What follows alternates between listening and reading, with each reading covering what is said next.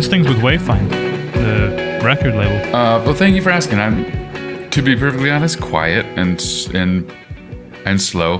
Wayfind was just a way for us to preserve some of the projects we're working on that sometimes feel like get lost in the world of the movie. If the movie has its course in theaters or streaming and then sort of might disappear in some respect, our scores would sort of disappear with it. So we just wanted to, long story short, we grew up not necessarily planning on film composing, but more playing in bands with each other, my brother and I, or with other groups of friends. So writing songs and figuring out how to record them ourselves and then figuring out how to release them themselves. And I think we're just old enough where we, definitely were doing that pre-streaming stuff and pre-digital media. So we grew up releasing cassette tapes and then releasing CDs. And with film music, especially in a streaming age, we haven't, we realized once our career got going with that, there were so many scores that just, once the movie's out, the music's kind of done. We just wanted it to be available to sort of archive it. And so the first couple of years, we put a good bit of effort into it, but it was on top of all of our current projects of composing. Admittedly, the business side of what we do isn't the most exciting and isn't why we got into it. So it's harder for us to sort of keep up with that. We love, working on movies and really like working in the studio. So the label has been a thing where it's there when we need it. The last year or two, we've been fortunate where a lot of projects we've worked on have already had a deal in place with a soundtrack label of some sort, or some folks we know that release film scores and soundtracks were interested in helping to put it out, and they normally have a much bigger reach than we do as far as social media and overall distribution and stuff. So if someone else wants to always help release a score, we're just excited to work with new people in that part of the industry and let them, as sort of professionals, do what they do. It's fun to have an avenue to release it. It's exciting for us to like get your mixes and masters back, and then normally 36 hours we can have them on Spotify. And again, we grew up waiting for cassette tapes to be printed for like 3 months and shipped to you in a box. And now it's awesome to get stuff out there quickly. And then we realized that other composers at a similar place in their career maybe were having the same issue that we were having, was how to they didn't have time or they didn't know how to get it on a streaming channel, for example, or how to release it. So we were able to, as a very small label, we were able to reach out and help a couple other composers release their projects as well. We do have plans to just kind of jump back into the label side of things and sort of re-energize it, and maybe it would need the right project, the right movie to come along and do that. What sort of project would that be? I don't know, something that we retain the soundtrack rights to. That's just sort of a legal tangle sometimes that comes with the work for hire nature of a film score. We might not even have the green light to release it. So something that we've retained the rights to. I think something that is a musical approach that we haven't done before, or that's sort of new for us, a sound, a certain movie would call for a sound that we're exploring something new. I think that would be fun to release. And I think some scores play out like a fun album listen better than others. Sometimes a film score can be 40 tracks of very similar stuff or very ideas, and on its own, it's definitely a very specific type of album listen. But I think other scores can almost function like a soundtrack or like an album where there's really like different thoughts and ideas for every cue of the movie. I think those would be fun to release. We didn't know this, but we get a lot of requests from screenwriters and maybe directors who say they really seek out film scores to write to, as just sort of putting you in a maybe even putting you in a 3-act structure that you could hear in the evolution of a film score, or just putting you in a certain mood that helps them as writers sort of envision, their story. I think that's, we get a few hundred streams a month, and I think a lot of them are screenwriters, which is cool to hear. Does that ever work for you as well? Like when you listen back to one of your scores, will it put you in a very particular headspace? It often puts us back in the space of the movie itself, and then the time and place when we were working on the movie, and that can get blurry. So sometimes the work can be, if the schedule is sort of intense enough, it's kind of over before you even remember it. And then looking back on it a couple years later, like we often hear music that we forgot we did, and we're not sure if it's us or if it's someone else that might sound a little like us or something. It normally puts us back in the movie, the visual images that we see, that we're spending so much time with, for every note of music that you hear on a recording, we're invested in the visual picture of it all and the story of it all. So yeah, listening to older things we've done, I think we're taken back to not even the finished version of a movie. Like we're working on sometimes a rough version of a movie, and that's literally what we sort of can picture again and see. How far on is the sound design in that rough kind of cut that you're working with? We've seen it a range where like very rough and raw and unfinished or untouched, or the sound designer is working at the same time we are in tandem, or not in tandem rather, but yes, at the same time, so we don't hear it all come together until the final movie's done, or maybe if we're able to sit in on the final mix of the movie.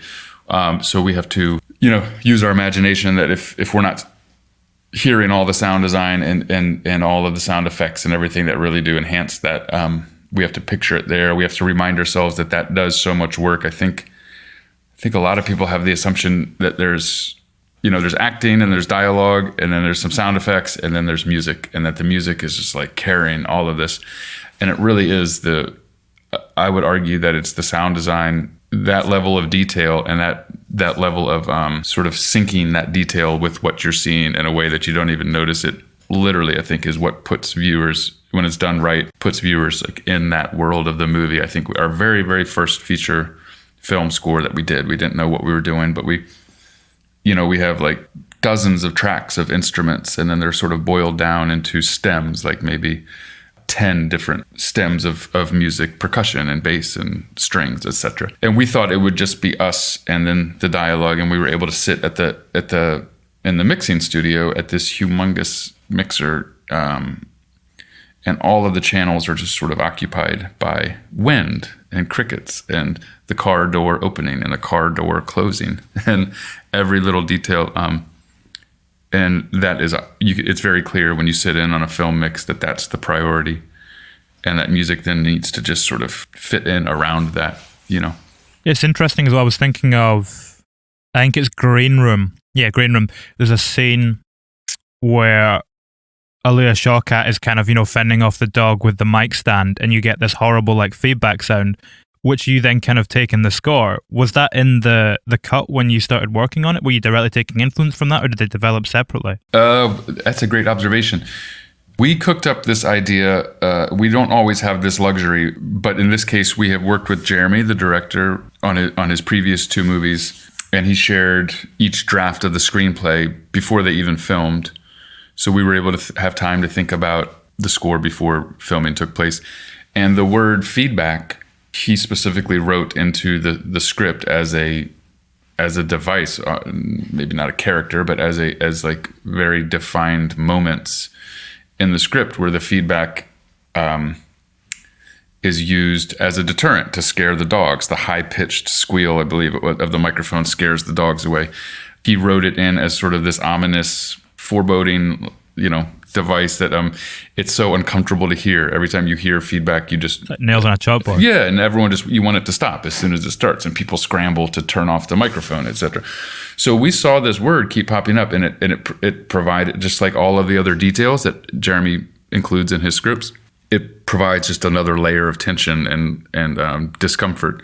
So we pulled that word out and thought about it for a little while, and then we went and recorded. I think we spent 2 days just recording feedback, just anything in the studio we could get to feedback. So we had microphones inside of a trombone turned up in a way that, and they're confined in a way that just start to squeal.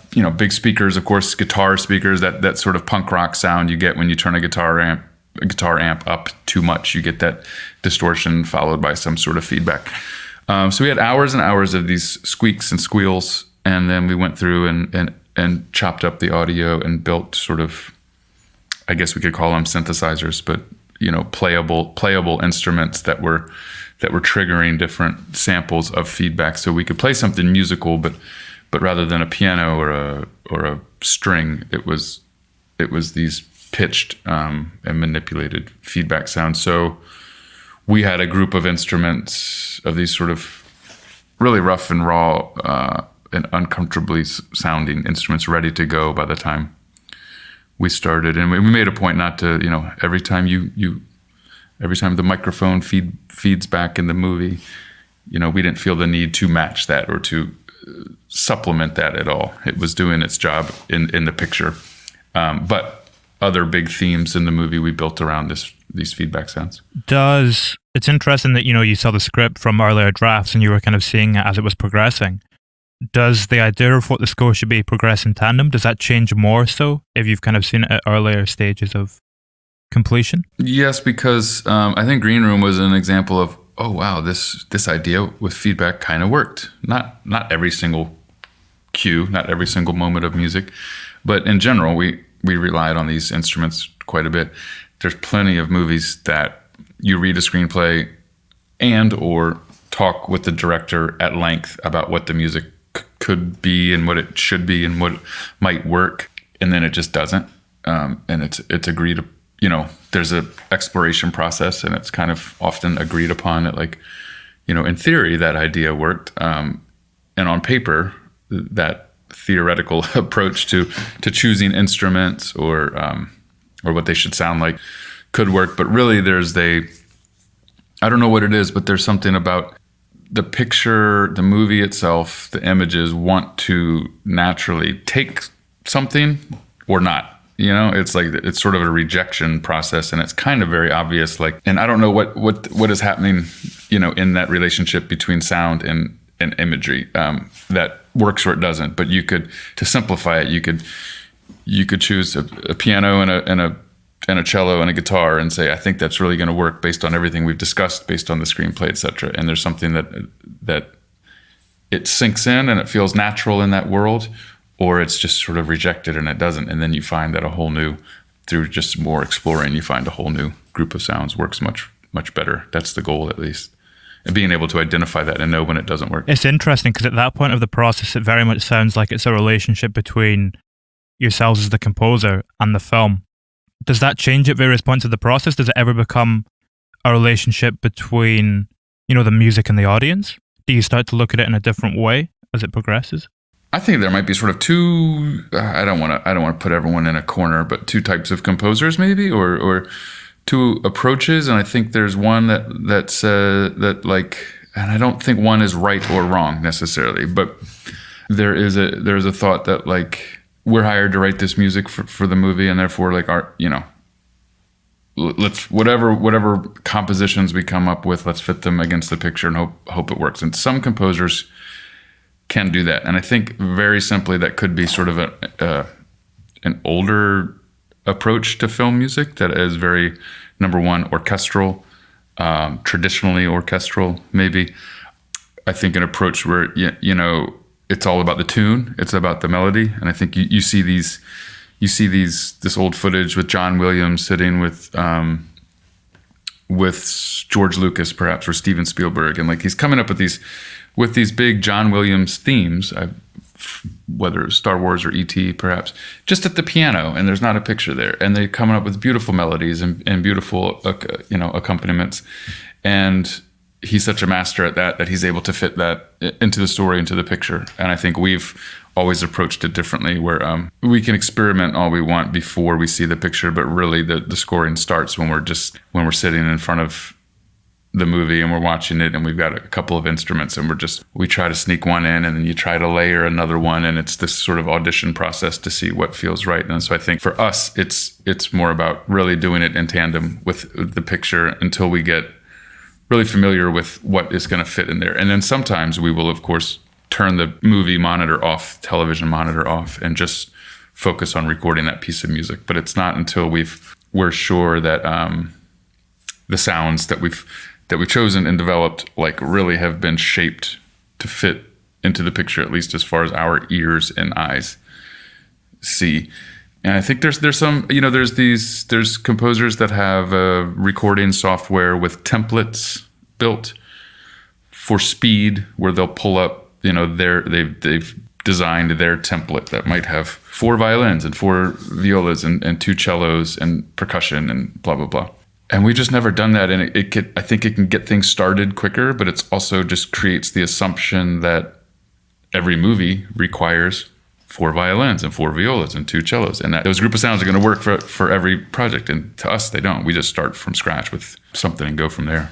Yeah, it's kind of limiting in the wrong way in the long term. Like in the short term, it maybe solves your problem, but long term, it's maybe not going to achieve as perfect results. Right. And I think, and it's not right or wrong. I think it's just maybe we work orchestrally to a certain extent. The most exciting scores for us and what we like to get involved in are groups of sounds that we haven't heard related before. So that could be 40% traditional orchestral instruments. More than half of those we would prefer if they're played or performed in an unusual way that we haven't heard, in a jarring, perhaps tension sort of inducing kind of way.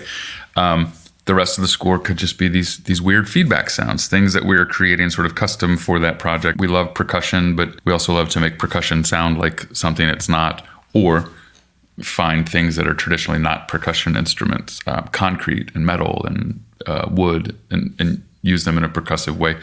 So there's no template for that. Do you do that in Green Room, the kind of percussive sounds at the bottom of the score? Yeah. Because they feel like percussion, but there's something different about them, and I can't work out what it is. Yes, I'm trying to remember. My brother developed a lot of those low-end sounds that are often a layer of some sort of synthy sub-bass. Let's call him a boom, for lack of a better word.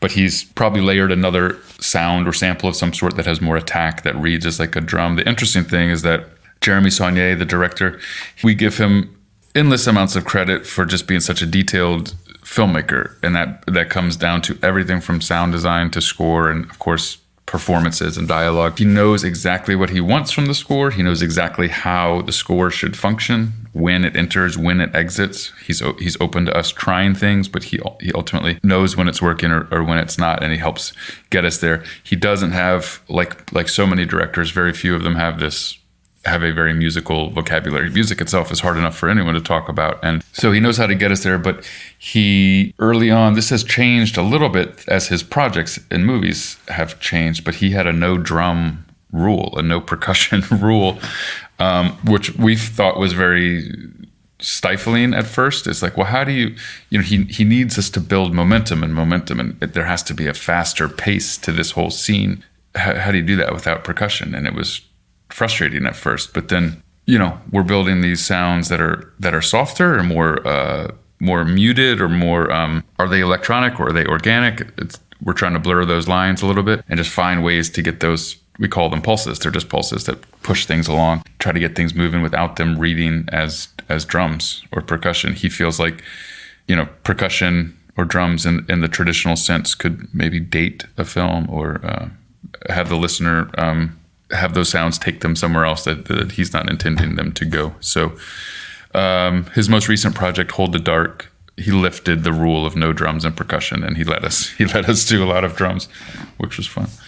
Well, that's interesting though, because how did the 2 previous films obviously don't have any drums. How did that inform the way that you use percussion on that film? On Hold the Dark? Yeah. How did the previous 2 collaborations with him, where there weren't any, inform? Or I think you worked with him on Murder Party as well, right?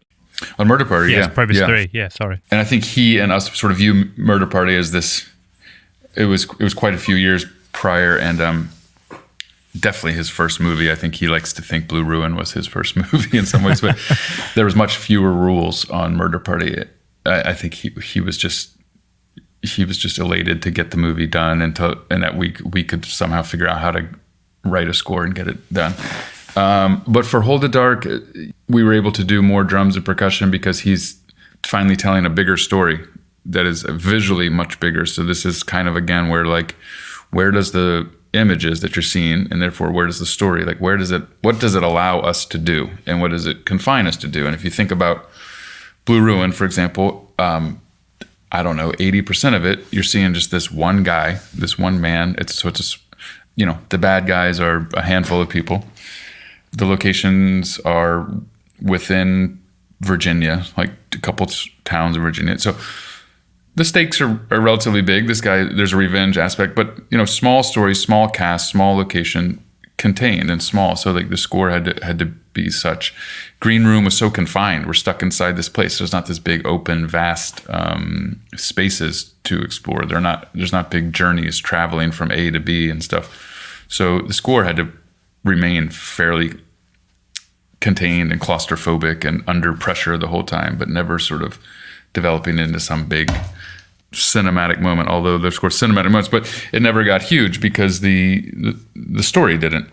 Hold the Dark is much more of a lot of it is outside. These huge snowy mountainscapes visually allow just so much more sound, so many more wide shots and different characters sort of intertwining in different ways and a larger tale to tell. So we could fit in vocalists. There was like throat singers from Canada that we worked with that provided this human vocal sound. And then I believe we were working with a lot of taiko drums, like just big, low end, warm, natural drums that we played there. Typically you see them played very aggressively and loud with harder wooden sticks, and we were doing softer muted mallet kind of performances. And coyote bones, I never thought I'd say that, but we literally got a coyote. You can get anything you're looking for on the internet. By the way, where do you get coyote bones? Well, I shouldn't say you get anything. We were looking for wolf bones. We wanted a wolf skeleton. And again, the idea that there's a shaker of some sort, a shaker could be, they're often synthetic materials or whatever, but rice inside of a gourd or something is a very traditional shaker sound. So we wanted a shaker sound that was not quite what we heard before, maybe a little more off kilter. And the movie centers around wolves and features a lot of wolves. And some of the story, you're made to think that wolves may be responsible for the disappearance of this kid. Anyway, it was wouldn't it be funny if we could do this? And then we actually did. However, it is very hard to find a wolf skeleton, but you can find a full coyote skeleton on eBay, which is a smaller than a wolf skeleton. Put it in a mesh sack and you shake it around, and there's much smaller toe bones and larger rib bones, and so they cling together in an unusual way. The best part of that story is that I entered the address incorrectly when I ordered the coyote skeleton from eBay, and it went to a little bar, like a dive bar on the other side of town, because I was off by 10 blocks. Oh. And I went to this neighborhood I probably otherwise wouldn't go to, and it was a bar, and they were open in the afternoon, and I walked in, and she offered me a drink. I said, "No, I'm looking for a package that has been delivered here." And she said, "What's in the package?" And I said, "You know what? I don't think it's here. Never mind." Anyway, it was rerouted, and I eventually was able to pick it up at the post office. But yeah, so that's a silly example of even if it doesn't work, it's like let's look for something new that we haven't used before, and see if the picture takes it, and see if it functions like percussion but in a way we haven't heard. Is that a similar thing to what you were doing with the drums? Like you were saying that normally those drums would be played quite heavily and you're playing them softly. Do you do that? Do you think what would be the natural route to take with this?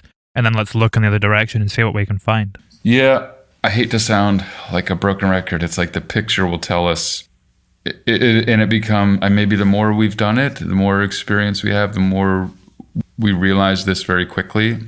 Literally the velocity or the intensity of playing something as simple as a drum. You can try version 1 with the picture, listen back to the recording, and it will be very obvious to us, like, it's too much. We've hit the drum too hard, or we've hit the drum too hard too many times. Or the inverse, or like, oh no, this scene can allow us to go very big, But it's normally one or the other, and then you just adjust the performance. And so there's literally a lot of, playing an instrument while watching what's on the picture, and trying to improvise with the performances we're seeing, kind of letting the picture tell us, like, if we're in the sweet spot or not with in terms of performance. Does your relationship to the picture change when it's a true story, like it was in the Night Stalker? Yeah, well, the interesting thing about Night Stalker, yes, Night Stalker was our big quarantine project that we started exactly a year ago, I believe, middle of March 2020. Our main studio is in this great big building on the other in South Philly, and we're normally kind of quarantined back in here by ourselves, so it felt very safe, and we were following the rules. So my brother was working from home a lot. He has a home studio, but I was still coming to the studio until early April, and then I realized that the building was just so empty and so quiet and so lifeless that it was kind of like not as inspiring as it normally is to work in. So I took the main computer and some instruments, and I took them home to the basement of my house, which was not set up to be a recording studio, but I had to quickly do that. The cool thing was that, again, as far as percussion goes, I have a tool workbench and tools set up in the basement, and I did not have access to all of the normal drums and percussion that we normally do. Learning about the Night Stalker and all of the different details of the cases and how he almost improvised his weaponry was totally disturbing and sick. And he didn't just have this, Jack the Ripper with one method. He used anything he could find. He used stuff. He often had a 22 or knives, but he would use random tools, hammers and things. So that became a lot of my percussion sounds in the basement. Were literally hammers on the concrete basement floor, saws cutting through wood or trying to cut through metal to create rhythms and sounds that just are a little more perhaps unusual and I don't want to say industrial, but not the typical drum and such. And and then working with the majority of that was the first project that was very collaborative. We had to include a bunch of other musicians: cello, viola, string, a lot of strings, probably 6 other musicians who would normally come by the studio to record with us. By mid-April, we quickly realized that we have to do something different. So we bought a few extra microphones. We sent them microphones. They were able to figure out how to record their parts from home, and we would recompile and remix everything to sound like a string ensemble is playing together in the same room. So, long way of answering your question. I think it was a much more isolated process, and I think the nature of the story was creepier and scarier because it was real, like you said. Doing it all by yourself in the basement, or with other people, but physically alone in the basement, it made it more uncomfortable. My wife was working from home as well, and I would have headphones on, and in order to come down to the basement, she had to flash the lights a few times to warn me that she's coming down. Otherwise, if I don't hear her sneak into the basement, she would sneak up behind me and completely terrify me. So we had to create systems. The home invasion aspect of that story at night, the way he just entered people's windows that happen to leave their window open. Yes, when we're done working and the project's done for the day, that stuck with me a little bit, and I made a point to lock the doors. Made sure all the windows were shut. Yeah, a few extra times each night before bed. But is that still the case? No, loosened up on that a little bit. Now that in episode 4 he was captured, of course. I think that's kind of an intense example of how some stories stick with you if you're sticking with it and that with that story that was at least 4 months for us, 3 or 4 months of work. So when you're sticking with the character who happens to be real life and a story for that long, sure, it probably not in the same way that it does for an actor who really has to embody another person, but yes, it does sort of spill into your mood or your psyche a little bit for the rest of the day. Yeah. I mean, it's funny you bring up acting because it is kind of a similar thing, I guess, to a certain degree with what you were saying there about how you thought about the way that he would improvise with his tools. But that's a horrible way, I don't know how you would put it, his weapons, I suppose. And then you kind of paralleled that in the choices for the percussion and the instrumentation. How do you decompress after that? Because I imagine there's something slightly disturbing about even getting that close to that headspace. Yeah, I think with every project, there's also, with something like that had so much music, the music was very heavily layered. I mean, at times it was minimal, but at other times it was just very, a lot going on. With some of that, there's a lot of, busy work, for lack of a better word, that is not so emotionally investing maybe. And then, so to bounce around to those sorts of tasks throughout the project is a good way to, for example, there might be a day of just creating these percussion sounds, recording these percussion sounds. And there's not so much, we're building, sort of a sample bank and a big bank of sounds. Rather, it's like sort of, let's get as much as we can in one day and then start to see what works with the picture. So on days like that, we're not as emotionally invested, I guess, with the grim details of the story. And then there was a few aspects of the story that were uplifting and even triumphant, without spoiling anything from later in the series, but allow us to write in a major key or like something more melodic and not so scary, something more heartfelt in some ways. So to be able to stop with the scary music for a moment and switch into something lighter, for lack of a better word, I think helps keep the overall process varied for us. Yeah, there is kind of a John Carpenter thing going on there as well with some of that score. It's kind of got that Halloween edge to it with the melody. Like, it's bright, but it's also creepy at the same time. Yeah, the cool thing about Night Stalker was Tiller Russell was an amazing director who really knew what he wanted, knew how the score should function, but let us kind of find our way there. And his collaborator and editor, Chris Waldorf, was the film editor, who we typically work fairly close with, both the director and the editor. I mean, the editor will be sending us the new version of the movie, and any changes that's made to the movie, any technical notes we might need. We're working closely with the editor. We're working creatively with the director. But in this case, Chris, the editor, is a fantastic musician himself.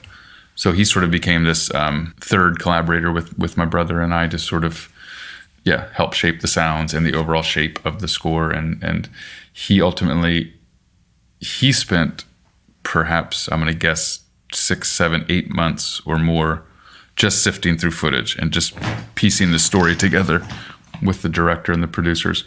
So every single detail, every single case, every murder, every sequence that they're stitching together, he was intimately aware of the story. He was very aware of the things they chose to leave in and the things they chose to leave out. So if we had any sort of question about, what's appropriate with the music or how should the music function, he knew right where we were in the story and helped sort of get us there. Yeah, it just opens up the communication process a little bit more. Yeah. It's tricky to talk about music. My brother and I have grown up playing it, learning our instruments together since we were little kids. But even to this day, if he says, play something slow and dark, it's not slow and dark enough for him. It's all of these various levels of detail that are impossible to put into words sometimes. So you either have to, use references or use music to kind of try to shape the idea together, I think. It's interesting you touch upon the fact as well that you grew up, learning instruments together and then playing in bands together. When you first started composing and writing for film and television, was it a different kind of creative freedom to be writing for other people's creative projects in that way? Absolutely. That's a great question also. And we get it often, or the question we get often from musicians curious about the process or curious about the career path and how does one transition from songwriter, performing in a band, etc., touring, recording their own music, how does one transition into film composing?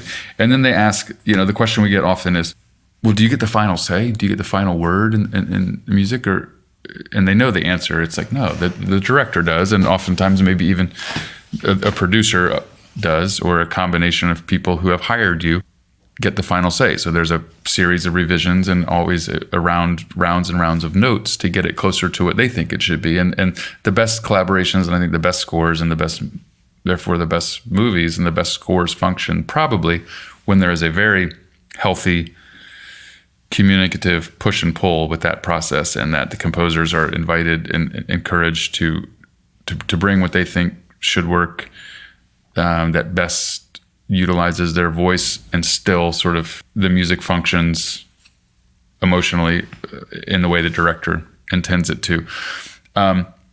So when we're asked that question, so you don't, you're signing over your sort of creative freedom, and someone else tells you, when it's right or what needs to change about it, it seems so creatively stifling. And we found it to be completely the opposite. Yes, there's a process where something that we've written goes through a round of revisions and it becomes something different. That can be frustrating. Oftentimes it does make it better. It does make it work for the movie better in a way that we didn't initially intend it to do so.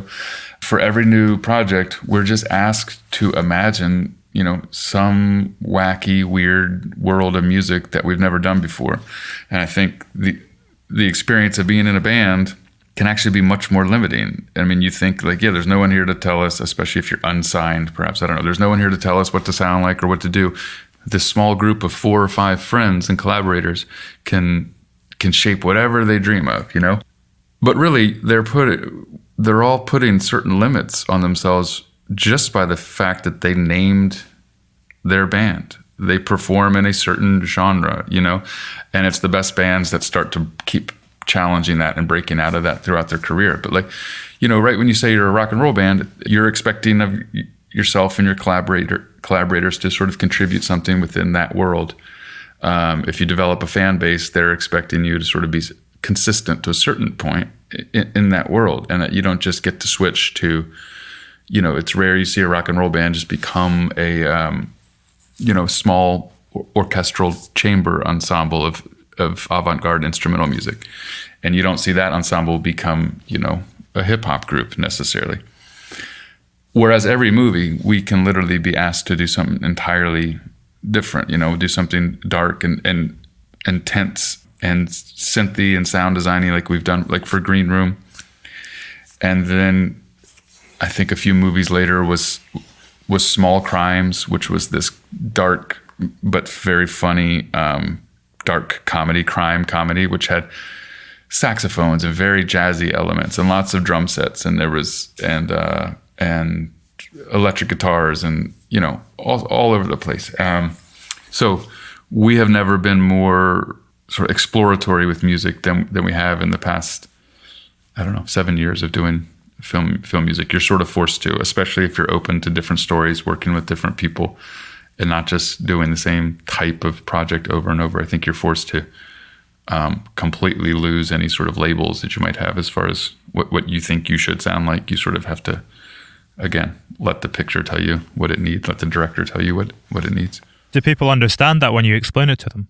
Like you're saying, people will ask you if you get full creative freedom. Can they get on board with the idea that you've just outlaid there if you say this? I don't know.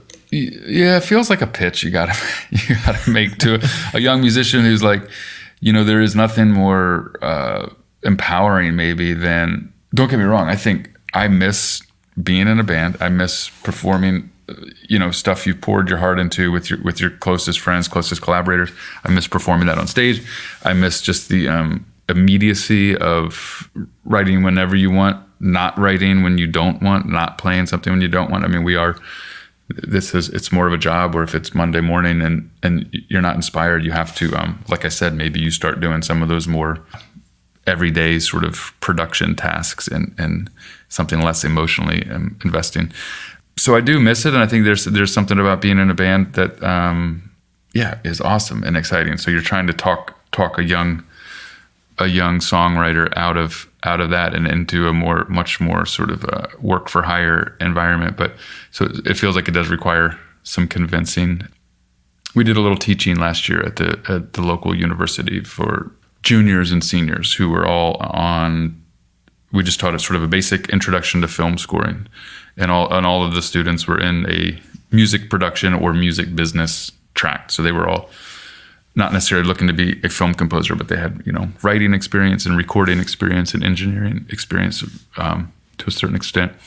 So it was very cool to be able to untangle what we've been working on for the past few years and explain it in a way that our younger selves could understand. I mean, the height, one of the projects that we did the most touring and the most recording and stuff was when we were in college, when we were college aged. So if you had tried to convince me to stop doing that at that age and try to become disciplined enough to be a film composer, I would not have been interested at all. Did you have conversations with the students you taught there? Yeah, a few of them have continued to work with us a little bit. A few of them worked with us on Night Stalker. Yeah, some were very interested in further pursuing different, film composing or aspects of where, like music supervising and stuff, where putting a soundtrack together, or where music and movies meet. They were interested in pursuing those options as a career path. So a few of them have, for Night Stalker specifically, helped us. We had them submit sounds to us, like a lot of these percussive sounds I mentioned, just like not necessarily fully developed musical ideas, but just banks of sounds that we would layer with the hammer sounds I mentioned or something like that. So we just had, folders and folders and folders of different sounds. 5-10% of them came from some students who we worked with on it, just to give them experience. And it was also very helpful for us, even if we didn't pull every single sound and utilize every single sound. The schedule for that show was very intense. The sort of expectations of like, we need this much music on this date felt very intense and doable. There was a psychological benefit knowing that we had a small group of talented helpers. Like we weren't out there all by ourselves, just like scrambling to get it done on time. How did the conversations that you shared with them during that process or out with it differ to ones that you might have had with experienced musicians or composers? I kind of wonder if their naivety takes it down an alternative route that maybe makes you think differently about things in a way. We approached the course. It was a 10 or 12 week course, but like a couple hours, 2 or 3 hours per week or something. So it was a lot of time together, but we approached it in a way that we would have wanted to hear, like I said, when we were 20 years old, playing in a band, trying to get a college degree, probably spending more time with the band than the college degree, not necessarily worried about what our job was going to be or how to make enough money at that time. In some ways, just being sort of very creative while being very authentic was what was the goal, kind of, at the time. So we spoke to them. We kind of tried to ground everything very down to earth and in a way that, hey, you guys can do this. Like, this isn't times have changed completely with media and the way media is shared and the way collaborations take place, especially on these big media heavy intensive projects like making a movie. You do not have to be in Los Angeles. Is it helpful in some ways? Sure. Is there an advantage to not being in there? Absolutely. That's a different conversation that we can get into. I think being in a non-major film market where we do the bulk of our work has advantages for us. We shared it with the students in the way that you can keep doing your own personal projects, and you should. This is a way to get more experience working with visual media. This is a way to do more collaborative projects with directors, producers. This is definitely a way to make more money if that's what you want. This could be a full-time pursuit if you don't want to tour and you don't want to perform, and this is something you can do full-time. This is something that you could do part-time. I mean, like some of the biggest ones right now, Trent Reznor still has his 9 Inch Nails career as far as I know. I mean, I think so. I know he's a very busy film composer. Lines are kind of getting blurred a little bit now, though. Sure. If you look at the recent 9 Inch Nails stuff and compare it to his composing work, they're kind of moving a little bit closer together than they still want more. I'll have to do that. We hear a lot of his film composing work, and I love what I've heard from 9 Inch Nails, but I haven't compared recently. I'll jump into that. He's great as not ever sort of fitting into the typical template of what a film composer or professional musician should sound like, look like, should do. He's always just sort of carved out his own path. I think that's what we were trying to share with the students, that this is doable. You could start doing this now. And again, by the end of the semester, we said, we're starting this Netlfix show and we need some help. So like, we'll get you guys credits and we'll get you experience ASAP.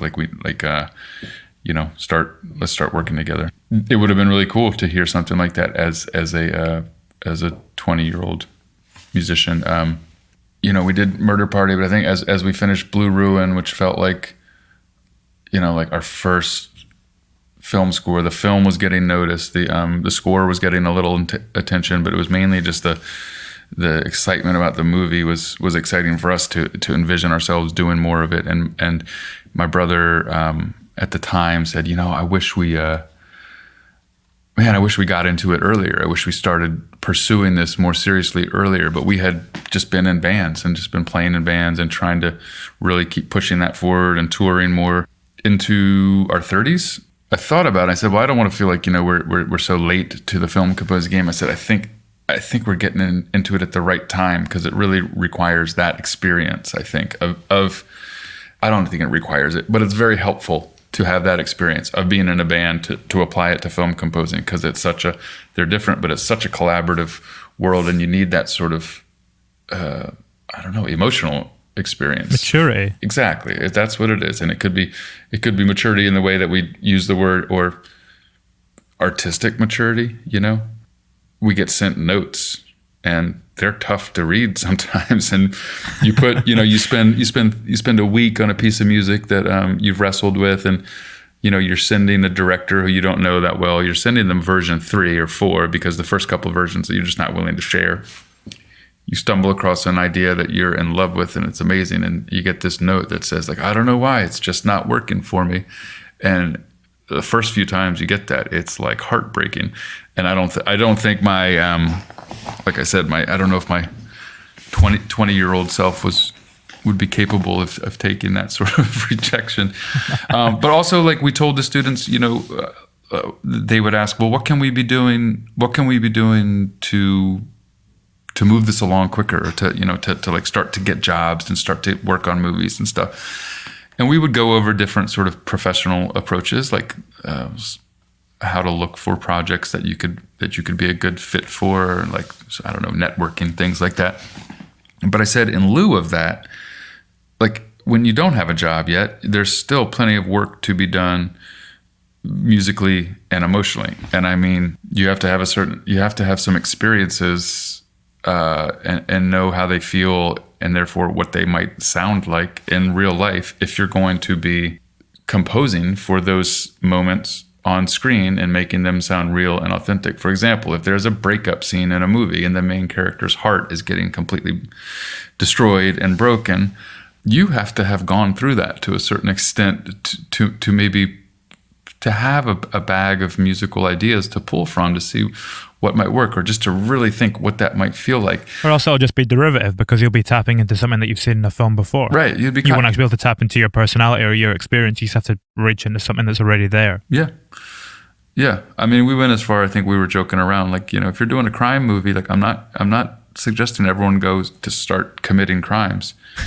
But like, in lieu of having a job to work on all the, like, analyze all the everyday emotional experiences that you are having, brainstorm what those might sound like with music. And we had an exercise that we did when we were starting out, but we didn't have a ton of work, and we didn't have much to do for a month. And my brother and I gave ourselves the challenge of, we called a cue a day. So write a cue, which is a short piece of music, one every day, based on an emotional experience of that day. So you could imagine we had 30 cues that were very boring, but it was still just the exercise of analyzing something we went through that day. So like in that month, we went to a funeral. And so we both wrote, we had 60 cues. We were each writing something per day. But of course, the heaviest, the darkest, and the most emotionally sort of weighty cue of that exercise was the funeral, and we just called it the funeral. And I think mine featured an organ, like you might hear at a funeral. It's like no big surprise, but it was just taking whatever emotion you're going through, quickly translating it into a musical idea without thinking too much about it. It was a big exercise in improvisation. I mean, we had other pieces of music called Traffic Jam. You're stuck in traffic. Like, what does that sound like? It's the most boring place you can be, and it's frustrating, but it's tolerable. What does that sound like musically? And so we encourage the kids to just work on stuff like that. Does did doing that make you more like observant and perceptive of your everyday emotions and experiences? I think it had to. Did you kind of start to frame them in a different way? Yeah. Sure. I think it had to, at least, especially for that month where we were, I remember we were holding each other accountable. Like, did you do your homework today? That sort of thing. And I think, it got to the point where,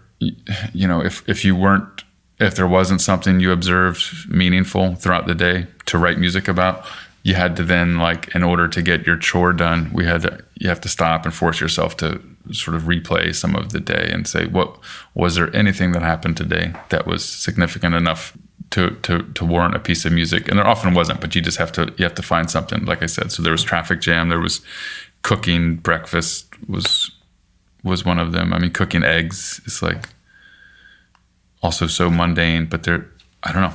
There's a rhythm to it. There's a timing to it. There's a messiness to it. Like how do these elements? I mean, that's the sort of language you'll start to speak with a director, which is those first few emails or conversations. They can say, I want a cello and I want a piano and I want a choir and stuff, but it doesn't really take shape until you start trying things. And then the most efficient vocabulary to share is just descriptors. Again, like, it needs to be messier, it needs to be murkier, and it's like these adjectives or descriptors that are normally not used to describe something like music. They describe people or situations. Those are what becomes much more helpful than sort of getting to what a scene actually needs musically. It's interesting that we're kind of speaking there about what that exercise did for you in terms of the way you connected to the everyday. How has composing music for film impacted the way that you emotionally connect and kind of react to films when you're watching them as a viewer? I'll be honest, I've probably never see a movie the same way again as we did before we scored our first movie. And the more we do, the more we might look at it differently. We have, such more of an intimate awareness of all of the people, all of the hard work that goes into it, all of the different departments working together and separately, all equally as important. We have such a newfound sort of appreciation for sound design and what it does, and especially when it's done right. And it often is, because you rarely hear like, oh, I love that movie so much, but the sound design just stunk. That's where they fell short. You don't hear that. It's a craft that you probably wouldn't see the movie in the same way if it wasn't done thoroughly and tastefully. So we don't go into movies like very critically, like let me see, let me pull something out of it that we don't like. It's quite the opposite. If performances are meaningful and if it seems like there's the right intention and the right casting choices and some interesting things along the way, we find something about movies that we really love. But we can't help but sort of peek behind the curtain a little bit, because we know what goes into it. And we love it when we're surprised. We love it when there's a composer we haven't heard of and there's a score. How did they do that? Like, what sound is that? I can't figure out what I'm hearing, but it's really working. And that's, that happens often. I think film music is just, there's so many new voices. There's so many younger voices and new collaborations that I think we're hearing stuff that, we've never heard before, which is always really exciting, especially to discover new composers. It's interesting because when you started off, talking there about the way that you kind of pick it apart a little bit more, the assumption would be that creates kind of an air of emotional detachment, but it sounds more like you're just emotionally connected to it in a different way. There's more respect and admiration involved in terms of the craft. Sure, that's very fair. And then I think there's those special movies that like blow you away, where you are, that we're totally capable of getting lost in a great movie and not trying to consider every decision along the way or not trying to analyze what was done technically. And that's tons of fun. And I think that won't change. But there's some movies that we see for research purposes or whatever, just see who's doing what. And, people that we've worked with go on to work on something else. It's always great to see what they're working on. But we always approach them like knowing what has gone into it and therefore keep a very open mind and try not to let any film reviews or film critics kind of like influence what we may be getting ready for. When was the last time you kind of had that experience where you completely got lost in a movie like that, like what you're saying there? This will come to me. If it doesn't come to me immediately, Alex, it will come to me and I will blurt something out at you out of nowhere. I mean, there hasn't been a theatrical experience in more than a year. I'm trying to think what our last theatrical movie was. You see The Invisible Man when it came out? I did not. My brother did, and he loved it. My last theatrical experience was Uncut Gems. That's a good theatrical experience. Yes, that was the last one, probably a little over a year now. And that's an example of just getting really caught up in a well-told, well-edited story that is grounded in performances that are just like undeniable. And I think Adam Sandler was great in it, but also it was these non-actors or unknown actors. I know they cast, just real life folks from the jewelry district in New York City to play jewelers. And if you can get someone who's able to just pull off what they normally do in real life, get them to do that on camera, I think it's some of the most convincing acting ever. So I think that was such a strong part of that movie. I think now that I think about it, I think that's an aspect of especially some independent filmmaking that I think I've always really liked, is seeing non-actors, the right person just sort of step into one of their first acting roles and do it in a way that's more authentic than some well-trained actors. I think the Florida Project, great film that the young woman in that, and I apologize, I forget her name, but you found her on Instagram, I think, didn't you? Exactly, found her on Instagram. I think those sorts of casting decisions are so bold and effective, and I think you don't hear many of those going horribly wrong. I think now though, because like what's in there, he found her on Instagram, there's a level of comfort there with a camera in front of you, especially in a film like that where it's being shot quite lo-fi. I think a lot of that was done with natural light as well, wasn't it? That sounds right. Yes. Yeah, that's another example of a great movie, just sort of getting lost in it. Can you ever get anywhere close to that in composing? A way to kind of achieve that rawness and that kind of realism that's so hard to get to in cinema? I think we're in trouble if we don't have it, at least partially on every movie we did. I think if a project is completely void of that for ourselves, someone picked us for the wrong reason, or we agreed to do it for the wrong reason. But in a perfect world, every single piece of music we write for a movie, we would love to get, lost and pour everything directly into it. What's more realistic is I hate to use the word compromise. It's not because that sounds like you're sort of missing out on something. But each cue is going to fall on a spectrum, and hope that the big ones and the ones, maybe the finale of the movie, or the very first piece of music you hear in the movie, or some very key pivotal scenes in the movie, you hope that those are the ones that you can't argue with and you can get up and defend, and the director loves it as much as you do, and that, you get, it's goosebumps. That's what you go for on everyone, right? Because that means you feel them when you first get that first melodic idea in your head, and as soon as it comes out of your fingers on an instrument, or you hear someone play it, it's right, and then you hope that the director and therefore the audience has the same reaction. And if you can achieve that for the majority of a score, I think it will be very effective. I think there is a acceptance that there are not less important, but just supportive cues, shorter cues. There's not enough time to develop a very emotionally heavy musical idea. There's not a need to develop such a emotionally intense idea. It just needs to be a little supportive. I think the word drone gets a bad rap, but sometimes it does just need to be like a drone with a chord and a note and a hit, and that's it, and you're in and out, and you can't be expected to have that make people cry all the time, There's a lot of resonance and simplicity, though. Yeah, and then if you can zoom out and look at the whole score and the whole movie as a whole, you can't have every piece of music just be, over the top or fully developed or fully melodic or orchestrated. Some of them have to be incomplete.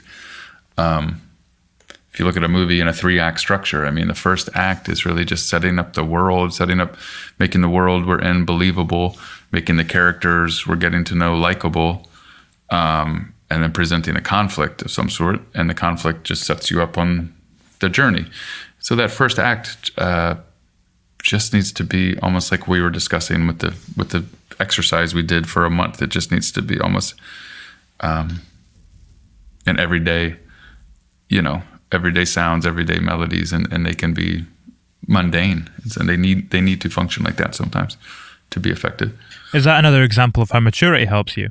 Like when you were younger, would you have been able to realize that not every moment has to be an incredible piece? Yes. So I was having a conversation just the other day with a fantastic musician who's also done teaching and has done some scoring and wants to transition further into scoring. He said he was very interested in, or his strength were these big cinematic orchestral triumphant moments, or compositions. I said that's great. That can be hard to do, and those are some of the most memorable moments of films and film music. When there's like a oh my gosh, they finally pulled it off. When there's a celebration, when there's a triumph, when there's victory, or whatever uncertainty leads to that, and then there's a climax and there's a resolution of some sort. But that doesn't happen throughout an entire movie. That happens maybe once.